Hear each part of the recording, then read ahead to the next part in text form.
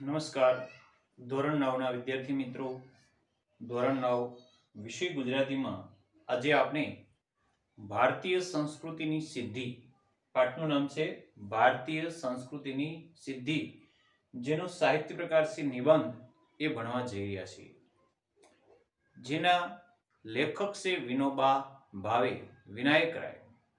વિનોબા ભાવે એટલે ભારત દેશની આઝાદી બાદ ભૂદાન ચળવળ પ્રવૃત્તિમાં જોડાયા. ભૂદાન માટે પોતે ગામડે ગામડે ભિક્ષા માગી અને જમીન એકત્રિત કરી ગરીબ જે માણસો હતા એને જમીન એ સોંપી દીધી. આ વિનોબા ભાવે એટલે કોઈ સામાન્ય વ્યક્તિ નહીં, પણ વિનોબા ભાવે એટલે એક વિભૂતિ, જે બહારથી કરતા અંદરથી એક સાચા સંત હતા, દેશપ્રેમી હતા. આ વિનોબા ભાવેનો આપણે ટૂંકમાં પરિચય જોઈએ. વિનાયક રાય નરહરી ભાવે વિખ્યાત વિનોબા ભાવેથી થયા. રાયગઢ જિલ્લાના ગાગુડા ગામમાં તેમનો જન્મ થયો હતો. કયા જિલ્લામાં? રાયગઢ જિલ્લાના ગાગુડા ગામમાં. તેઓ આચાર્યના હુલામણા નામે પણ ઓળખાતા. તેના ઉપનામ બે, વિનોબા અને આચાર્ય. એનું સાચું નામ વિનાયક નરહરી ભાવે. એમના પુસ્તકો જોઈએ તો વિચાર પોથી, સ્થિત પ્રજ્ઞ દર્શન, મધુકર, ક્રાંતિ, સ્વરાજ શાસ્ત્ર, ભૂદાન ગંગા ભાગ 2, ભૂદાન ગંગા ભાગ 1 થી 10 તેમના મહત્વના પુસ્તકો છે. ભૂદાન એટલે કે જમીન દાનમાં આપી. તેમને રેમ મેગ્સેસ એવોર્ડ અને ભારત રત્નથી સન્માનિત કરાયા હતા. ખાસ મહત્વનો જે એવોર્ડ, ઉચ્ચ કોટીનો એવોર્ડ એટલે ભારત રત્ન એવોર્ડ વિનોબા ભાવે એટલે કે વિનાયક નરહરીને મળ્યો હતો. વિનોબા ભાવે આ નિબંધ લખ્યો છે જેનું નામ છે ભારતીય સંસ્કૃતિની સિદ્ધિ. આ નિબંધનો આપણે વિગતે અભ્યાસ કરીએ. પ્રકૃતિ એટલે સ્વભાવ, પ્રકૃતિ એટલે સહજ સ્વભાવ, જે આપણો મૂળ સ્વભાવ છે એ આપણી પ્રકૃતિ છે. એક કહેવત છે કે પ્રાણ જાય પણ પ્રકૃતિ ન જાય. પ્રકૃતિ જન્મજાત હોય છે. કૂતરાને કરડવું એ એનો સ્વભાવ છે. સિંહને શિકાર કરવું એ એનો સ્વભાવ છે. પરંતુ સંસ્કૃતિ એટલે સહજ સ્વભાવથી થોડુંક ઉપર જવું. જે સ્વભાવ ઈશ્વરગત મળ્યો છે એનાથી થોડું ઉપર ઉઠવું. અને વિકૃતિ એટલે સહજ સ્વભાવથી નીચે પડવું. પ્રકૃતિ વચ્ચે છે, નોર્મલ છે, સહજ છે. હવે આપણે ત્રણ વસ્તુ જોઈ: પ્રકૃતિ, સંસ્કૃતિ અને વિકૃતિ. પ્રકૃતિ એટલે શું વચ્ચે આવે છે એ પહેલા હું તમને સમજાવી દઉં તો નિબંધ સમજવો સરળ પડે. કે માની લો કે તમારી પાસે એક રોટલો છે, તમને ભૂખ પણ એક રોટલાની છે. કોઈ માગવા માટે આવે ને તમે એમ કહો મારી પાસે એક જ રોટલો છે ને મને એક રોટલાની ભૂખ છે, આખો રોટલો તમે ખાઈ જાઓ, એ તમારી પ્રકૃતિ થઈ. પરંતુ તમારી પાસે એક રોટલો છે, કોઈ માગણ આવે અને તમે અડધો આપી દો, અથવા તમે ભૂખ્યા રહ્યો અને સામેવાળાને આપી દો, આ તમારી સંસ્કૃતિ છે. પરંતુ તમને અડધા રોટલાની ભૂખ છે, કોઈને આપી દેવો, ગાયને આપવો, કૂતરાને નાખવો, એની કરતા ખાઈ જવું સારું, એમ કરીને આખો રોટલો જાપટી જાઓ, આ વિકૃતિ છે. પ્રકૃતિ વચ્ચે છે, સહજ, નોર્મલ. માણસની એક પ્રકૃતિ હોય છે ને એક સંસ્કૃતિ અને એક વિકૃતિ. ભૂખ લાગે છે અને ભૂખ લાગતા માણસ ખાય છે, એની પ્રકૃતિ છે. ભૂખ ન લાગવા છતાં માણસ ખાય છે, એની વિકૃતિ છે. અને ભૂખ લાગવા છતાં એકાદશી એટલા માટે વાસ્તે કે ભગવત સ્મરણ માટે માણસો ખાતો નથી, તે તેની સંસ્કૃતિ છે. તમને ભૂખ લાગે, ખાઓ, પ્રકૃતિ. ભૂખ લાગે અને ન ખાઓ, એકાદશી કરો, ઈશ્વરની પ્રાર્થના કરો, કોઈ બીજા માટે અન્ન આપી દો, સંસ્કૃતિ. અને ભૂખ ન લાગી હોય છતાં ખાઈ જાઓ, આ વિકૃતિ. આમ ઉપવાસ કરવો એ સંસ્કૃતિ છે. આપણે મહેનત કરીએ, ખાઈએ છીએ અને આપણી પ્રકૃતિ છે. આપણે જાતે મહેનત કરવાનું ટાળશું, બીજાની મહેનત લૂંટીને ભોગ ભોગવતા રહીશું, એ આપણી વિકૃતિ છે. માણસ જાતે રોટલો કમાઈને રોટલો ન ખાય, હરામનો રોટલો ખાય, આ વિકૃતિ છે. આ વસ્તુ ભલે મોટા ભાગના માણસોમાં દેખાતી હોય તેમ છતાં માણસની પ્રકૃતિ નથી, વિકૃતિ જ છે.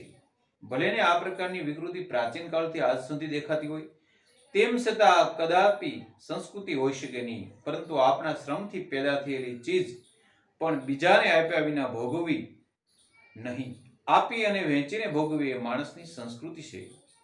માણસમાં અને પશુમાં ફરક છે, અંતર છે. આ અંતરને વધારવું, પશુપણામાંથી નીકળતા જઈને માણસપણા તરફ આગળ વધતા જવું, એને સંસ્કૃતિનું વર્ધન કહે છે. વર્ધન એટલે વિકાસ. માણસ સુખ અને આનંદ શોધે છે ખરું, પરંતુ કયો આનંદ વિકૃત છે, કયો પ્રાકૃત છે, કયો સંસ્કૃત છે એનો ખ્યાલ રાખવો પડે. જે સુખ સૌને આનંદ આપી શકે એવું હોય એ જ ખરું સુખ છે, અને એ જ સુસંસ્કૃત આનંદ છે. જે આનંદ આપણને સંસ્કૃતિ તરફ લઈ જાય છે એ સાચો આનંદ છે. વિનોબા ભાવે વિસ્તારથી સમજાયું છે કે પ્રાચીન કાળથી ચાલ્યું આવે, માણસ પોતે કામ કરતો નથી, બીજા પાસે કામ કરાવે છે અને પોતે ભોગવે છે. પોતાની સંસ્કૃતિ માનતો આવ્યો છે પ્રાચીન કાળથી આજ સુધી, પણ ખરેખર એ સંસ્કૃતિ નથી. એ ભલે જૂની પરંપરા હોય, એ વિકૃતિ જ છે.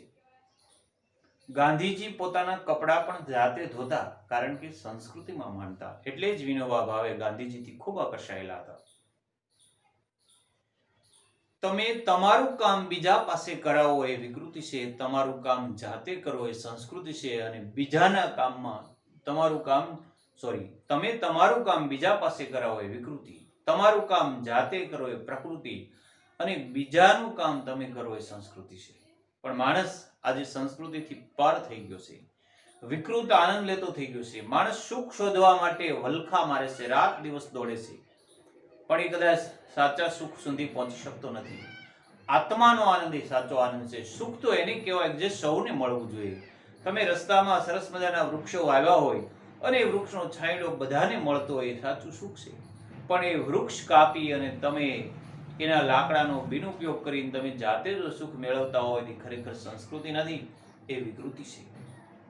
સંસ્કૃતિનું વર્ધન કરવું હોય, સંસ્કૃતિનો વિકાસ કરવો હોય, તો વિનોબા ભાવે કહે તેમ આપણે કહીએ તો બાળકને બાળપણથી નર્સરી, કેજી એટલે કે બાળ મંદિરથી જ સંસ્કૃતિના પાઠ બનાવવા જોઈએ. આજે માણસ વિકૃત બનતો જાય છે, મનોવિકૃત બનતો જાય છે.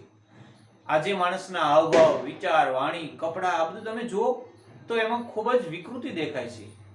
આ માણસને જો પ્રાકૃત તરફ વાળવો હોય, સુસંસ્કૃત કરવો હોય, તો એ માણસને સાચું જ્ઞાન હોવું જોઈએ કે ખરેખર સંસ્કૃતિ શું છે. આજે માણસ એટલો પાંગળો બની ગયો છે કે પોતાના કામ પણ પોતે કરતો નથી, બીજા માથે ઢોળી દે છે, અને એને એ પોતે એક સુખી માને છે.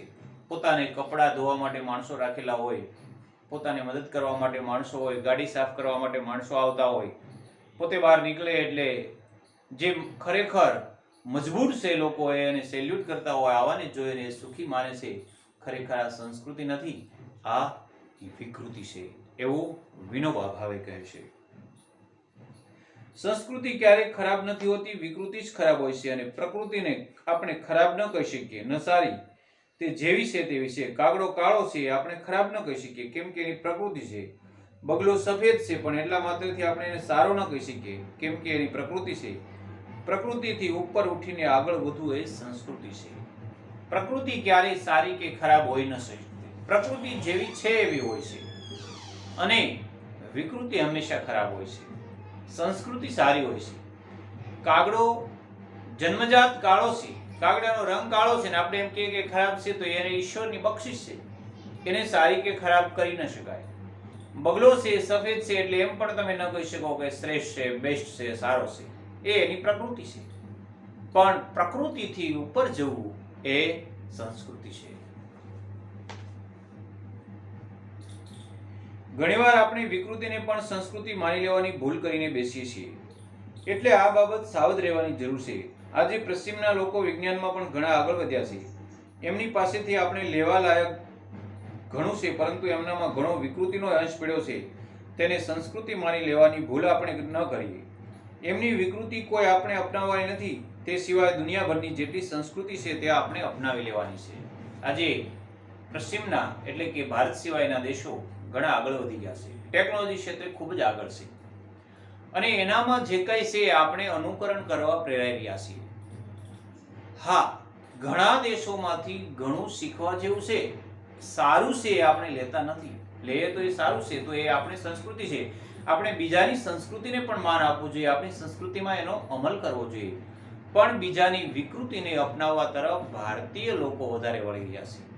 દાખલા તરીકે કોઈ વિદેશ સંસ્કૃતિમાં કોઈ ટૂંકા કપડાં પહેરતું હોય, અંગ પ્રદર્શન કરતું હોય, જે પહેરી અને બહાર નીકળવું, મા બાપ સામે ઊભું રહેવું એ પણ શરમજનક હોય, એવા કપડાં આજે ભારતીય સંસ્કૃતિમાં ઘરોઘર આવી ગયા છે. અપવાદ બાકી હશે, આ અનુકરણ તરત કરી લીધું છે. પણ વિદેશમાં લોકો 12 કલાક મહેનત કરે છે.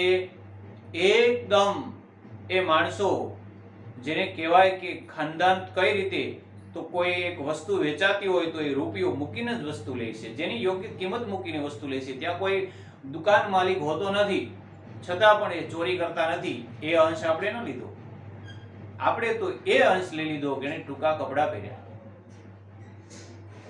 આ ઘણા પશ્ચિમના દેશોમાં વિકૃતિના અંશો પડેલા છે. એ અંશોનું આપણે રાતોરાત અનુકરણ કરવા લાગ્યા. કોઈ એક પિક્ચર ફિલ્મ આવે અને એ ફિલ્મમાં હીરો હિરોઈનના જે ખરાબ દ્રશ્યો હોય, ખરાબ ચિત્રો હોય, અંગ પ્રદર્શન હોય, એવા કપડાં હોય, તો આ દરેક યુવાન યુવતીઓમાં બીજે જ દિવસે જોવા મળશે તમને. અહીંથી ફાટલું પહેર્યું છે, બીજે દિવસે આવી જશે, પેન્ટ ફાટલું બીજે દિવસે આવી જશે. પણ એ હીરાએ એટલી સ્ટ્રગલ કરીને, આટલી મહેનત કરીને, આટલો પરસેવો પાડીને, આટલો અડગ રહીને આગળ વધ્યો, તો એ અનુકરણ કોઈ નહીં કરે. પિક્ચરમાં પણ ઘણું બધું શીખવાનું હોય છે, પણ શીખવા જેવું આપણે શીખતા નથી, ન શીખવાનું શીખીએ છીએ. મોબાઈલ છે એક મિની કોમ્પ્યુટર બની ગયો છે. મોબાઈલના માધ્યમથી અત્યારે માણસો ઘણું બધું શીખી શકે છે. દુનિયા મુઠ્ઠીમાં આવી ગઈ છે. તમે ધારો તો ગૂગલમાં શોધી શકો છો. તમારે કોઈને પૂછવા જવાની પણ જરૂર નથી પડતી. આજથી 1000 વર્ષ પહેલા જે કંઈ બની ગઈ એ ઘટના છે અને ભવિષ્યમાં બનવાની છે, એનાય પણ પાયા મોબાઈલના ગૂગલ્સમાં વૈજ્ઞાનિકોએ અથવા ડાયા માણસોએ મૂક્યા છે. પણ એ શોધ કરવાની બદલે આજે આ યુવા પેઢી ટિકટોકમાંથી ઊંચી નથી આવતી. પોતાના વિડીયા બનાવે છે. મા બાપ રાત દિવસ ખેતીમાં મજૂરી કરતા હોય છે, કામ કરવા જતા હોય છે, અને દીકરા દીકરીઓ સ્ટેટસ મૂકે છે. ઘટે તો જિંદગી ઘટે. આ બધું ક્યાં સુધી? આ જે મનોવિકૃતિનો આનંદ જે છે, એનાથી યુવા પેઢી નાશ થવાને આરે પહોંચી ગઈ છે. એક પિક્ચરમાં એક હીરો પિસ્તોલ પી અને એક હાથે ગાડી ચલાવતો હોય અથવા ખુલ્લા હાથે ગાડી ચલાવતો હોય, તો આ જે સ્ટન્ટ છે યુવા પેઢીમાં તરત જ આવી જશે. સારું નહીં આવે. હા, તમે મોબાઈલ વાપરો, તમે એમાં ઘણું બધું સારું છે, એમાં શીખો, કેટલા સંસ્કૃતિના પાઠ છે, કેટલું એમાં જાણવા જેવું છે. તમારે કોઈને મોટી લાઇબ્રેરીમાં જવા નથી, આખી લાઇબ્રેરી તમારા પુસ્તકમાં સમાયેલી છે. કોઈ લેબમાં જવાની જરૂર નથી, આખું લેબ તમારા પુસ્તકમાં સમાયેલું છે. અને ત્યાં સુધી કહું તો તમારે કોઈ આઉટ ઓફ ઇન્ડિયાનો કે ઇન્ડિયામાં કોઈ પ્રવાસ કરવા જવાની જરૂર નથી. દરેક ધાર્મિક ઐતિહાસિક સ્થળો પણ તમારા મોબાઈલમાં ભર્યા છે. આ બધું જોયા વિના, આ બધાની શોધ કર્યા વિના, બસ ન જોવાના ચિત્રો, ન જોવાના દ્રશ્યો, ન જોવાના વિચારો આપણામાં તરત જ આવી જાય છે. આજે વિકૃતિને કારણે માણસ પોતે પછી મનોવિકૃતિ બની જાય છે, આત્મહત્યા કરી લે છે, મા બાપની સામે થાય છે, ચોરી લૂંટફાટ જેવા ગુનામાં પ્રયો જાય છે, અને નિરાશાવાદી બનતો જાય છે. અને ક્યારેક તો એવું પણ બને છે કે ઘરમાંથી પૈસા ચોરી અને એ પોતે ગેરમાર્ગે વાપરતો થઈ જાય છે. આ બધા જ પાછળ મનોવિકૃતિ જવાબદાર છે. સંસ્કૃતિની વ્યાખ્યા ધીરે ધીરે આપણે ભૂલી ગયા છીએ. સંસ્કૃતિ એટલે એવી વાતો નથી કે જે ધર્મને આધીન હોય, પણ માણસના શારીરિક, માનસિક અને બૌદ્ધિક વિકાસને જે અનુસરે એ સાચી સંસ્કૃતિ છે. એ આપણે ભૂલી ગયા છીએ અને આપણે વેદિયા કહેવા લાગ્યા છીએ. ના મિત્રો, ખેર એવું નથી. તમારો જે દેશમાં જન્મ થયો છે એ ભારતીય સંસ્કૃતિ, આપણી જે મૂળ પરંપરા છે, કોઈ જ્ઞાતિની એક આગવી પરંપરા હોય, એ પરંપરાને અનુસરવું, એ પરંપરાને આચરણ કરવું એ આપણી સંસ્કૃતિ છે. જ્યાં સુધી એ સંસ્કૃતિનું જતન નહીં થાય ત્યાં સુધી માણસ પાંગળો બનતો રહેશે. તમે સંસ્કૃતમાં પણ એક પાઠ ભણ્યા હશો કે એક પક્ષી પાણી પીવા ઈચ્છે છે, ચાતકનું બચ્ચું, ત્યારે એની માતા સમજાવે છે, બોધ કથા છે કે બેટા, આ આપણા કુળની રીત નથી. ન અસ્માકમ કુલસ્ય આચાર. આ આપણા કુળની રીત નથી. આપણા કુળની રીત તો એ છે કે સ્વાતિ નક્ષત્રમાં આકાશમાંથી છાંટા પડેલી સીધું છીપલામાં પડ્યા પેલા ચાંસમાં ઝીલીને જીવન જીવવું, એ આપણા કુળની રીત છે. અને ચાતક બચ્ચું પાણી પીવા જાય ત્યારે એને સમજાવે છે તળાવનું પાણી પીવું એ આપણા કુળની રીત નથી. પક્ષીઓમાં પણ કવિઓએ આવી વાતો મૂકી છે. એક સરસ મજાની પંક્તિ છે જે સિંહના કુળની રીત બતાવે છે. સિંહની પણ એક રીત છે. સિંહ ભૂખ્યો રહે પણ ખડ ન ખાય, કારણ કે એની એ સંસ્કૃતિ નથી, એની એ પ્રકૃતિ નથી.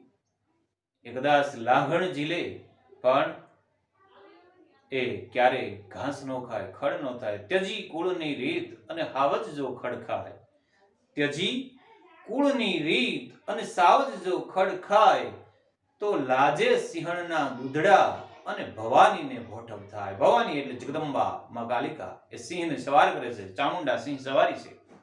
સિંહ છે કુળની રીત ત્યજી અને જો ઘાસ ખાવા લાગે તો એની સવાર કરનાર જગદંબા માને પણ શરમ થાય અને સિંહના જે કુળનું દૂધ છે એને લાંછન લાગે.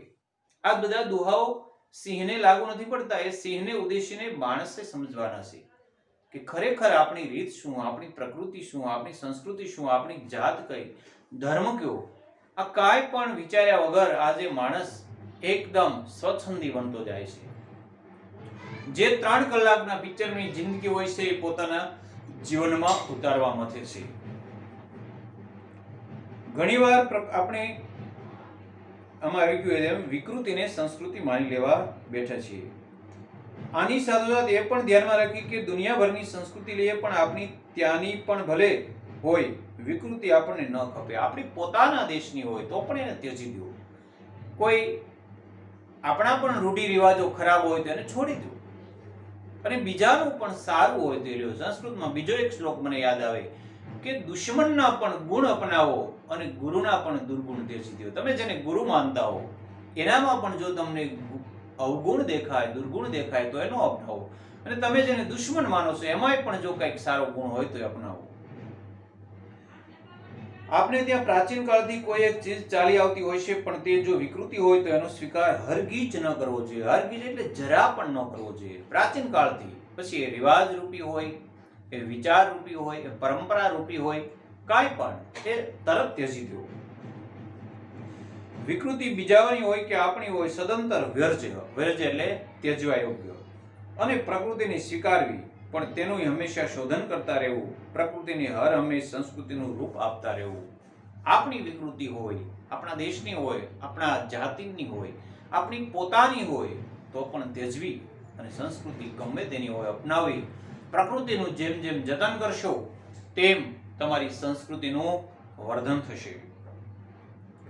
ખાવાનું આપણે ન છોડી શકીએ કારણ કે આપણી પ્રકૃતિ છે, પણ માંસાહાર છોડી શકીએ તે જરૂર છોડીએ. આપણે કદાચ એકાદ મહિનો જમીએ નહીં તો આપણો દેહ કામ ન કરી શકે. આપણે જીવવા માટે, આપણી શરીરની તંદુરસ્ત જાળવવા માટે ખોરાક લેવો જોઈએ, આપણે ન છોડી શકીએ. પણ જી હા, માંસાહાર કરવો એ વિકૃતિ છે. માંસાહાર તો આપણે છોડી શકીએ ને. કવિ ઉમાશંકરે કીધું છે કે પૃથ્વી ઉપર કેટલી બધી સરસ મજાની વનસ્પતિઓ ઈશ્વરે વાવી છે, જેનો ખોરાક આપણે લઈ શકીએ, જેના ફળફૂલ ખાઈ શકીએ, એ ત્યજી દીધું છે આપણે, અને માણસ માંસાહાર બની ગયો છે. બીજા પક્ષી પ્રાણીઓને મારી અને પોતે ખાવા લાગ્યો છે. આ કેટલી હદે વિકૃતિ થાય. એ છોડવું એ તો આપણા હાથની વાત છે, પણ ઘણા લોકો એ છોડી શકતા નથી. રડે છે પ્રકૃતિ માતા, દૂજે છે દિલ દુખડા, અમી પીન ધરાતા કપૂતો રક્ત રેલતા. કવિ ઉમાશંકર જોશીએ લખ્યું છે, વિશાળે જગ વિસ્તારે નથી એક જ માનવી, પશુ છે, પંખી છે ફૂલોની વનસ્પતિ. આ પૃથ્વી ઉપર માત્ર માણસનો અધિકાર નથી, પશુ છે, પંખી છે ફૂલોની વનસ્પતિ. આ ફૂલોનો પણ પૃથ્વી ઉપર એટલો જ હક છે. અમી પીન ધરાતા કપૂતો રક્ત રેલતા. ખરેખર આ ધરતી માતાના સપૂત મટી કપૂત બની ગયા અને માંસાહારી બનવા લાગ્યા છે. કેમ કે તે સંસ્કૃતિની દિશાની આગળનું પગલું છે. ખાવામાં સંયમ રાખીએ છીએ તો જરૂર રાખીએ, કારણ કે તેમ કરવાથી સંસ્કૃતિની દિશામાં એટલા આગળ રહીશું. ખાવામાં પણ માપ. અતિ સર્વત્ર વર્જેત, અમૃતનો પણ વધારો ન હોય. દુનિયામાં જો કોઈ ઝેર હોય તો એ વધારો છે. કોઈ પણ વસ્તુ જ્યારે અતિ થઈ જાય ત્યારે ઝેર બની જાય. અતિ પ્રેમ પણ ક્રોધનું કારણ બને છે. મારું તો માનવું છે કે વિજ્ઞાને જેમ જેમ પ્રગતિ થતી જશે, માણસમાં વૈજ્ઞાનિક વૃત્તિ જેમ જેમ વધતી જશે, તેમ તેમ વિકૃતિઓ ક્ષીણ થતી જશે. કવિ વિનોબા ભાવે કહે છે કે દેશમાં જેમ જેમ વૈજ્ઞાનિક ટેકનોલોજી વધશે એમ વિકૃતિનો ક્ષીણ થતી જશે, નાશ થતી જશે અને માણસ સંસ્કૃતિની દિશામાં આગળ વધશે. બહુ આગ્રહ કરીને ખવડાવવું કે અક્રાંતિયા માફક ખાવું એ પણ વિકૃતિ છે. અક્રાંતિયું એટલે કે ખૂબ જ ભૂખ્યું હોય એવું, અકળાઈ જાય ત્યાં સુધી ખાવું, આ બધી વિકૃતિ છે. તમને અડધા રોટલાની ભૂખ હોય તો આયુર્વેદમાં લખ્યું છે કે એક બટકું અડધા કરતા પણ ઓછું ખાવ.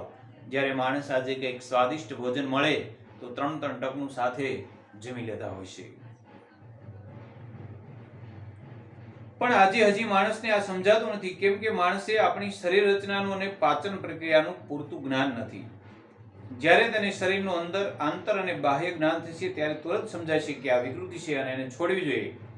માણસ કાયમ સંસ્કૃતિ વિકૃતિનું પૃથ્થકરણ કરવાનો રહેશે, વિશ્લેષણ કરતો રહેશે, પ્રયોગો કરશે અને પોતાની સાચી દિશામાં આગળ વધતો રહેશે. માણસ આજે જે તે જ્યારે ત્યારે જેમ તેમ ગમે તેટલું ખાવા લાગ્યો છે. આ પાછળનું કારણ વિનોબા ભાવે એ કહે છે કે આપણી શરીરની રચનાનું માણસને જ્ઞાન નથી. જ્યારે આપણી બાહ્ય શરીરની રચના અને આંતરિક શરીરની રચના, કઈ રીતે પાચન થાય છે, કેટલું પાચન થાય છે, કેવો ખોરાક આપણું શરીર, આપણું જઠર, આપણા આંતરડાઓ પાચન ક્રિયા કરવા માટે સક્ષમ છે, ક્યારે કયો ખોરાક લેવો જોઈએ, આવું જ્યારે વિચારતો થશે, સારા નરસાનું પૃથ્થકરણ એટલે કે છૂટું પાડતો થશે, ત્યારે માણસ આપોઆપ સમજી જશે.